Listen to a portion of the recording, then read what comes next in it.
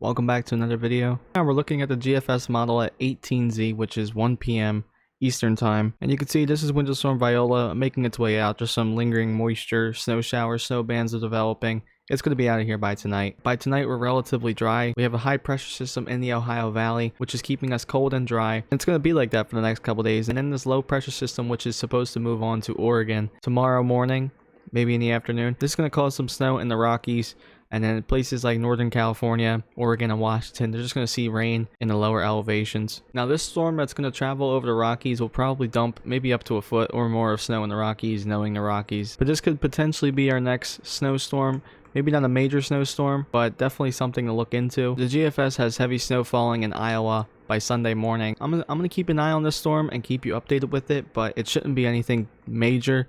Maybe for the most part, at most, I would say 5 to 8 inches, it seems like. For the Northeast, specifically Pennsylvania and New Jersey, and of course any state below that. Maybe in the mountains they could see some snow, but other than that, I think it's going to be too warm. It'll probably just be rain. But good thing with this storm, we have much less of an ice threat. As you go up in the upper levels of the atmosphere, the temperature doesn't get that much warmer than what it is on the ground. In fact, it's relatively the same. This is definitely probably going to be a bust. Probably going to be a clipper, which is a low pressure system that rides along the jet stream. You know, it's going to be a fast moving storm. It went from California all the way to Maine, from Sunday to Tuesday, but now we have 2 high pressure systems in the Rockies and in Texas, which is good for the people who want warm weather. We take a look over here, we get significantly warmer, especially down south, feeling beautiful down there compared to what you guys are dealing with right now. Up north, this is going to feel like summer for you compared to what you've been dealing with. A couple days ago, Minnesota was minus 50. I think they will take 30 degrees. That's a 70-degree temperature difference. It's a pretty quiet start to the week until another low pressure system is going to form, and the GFS has this being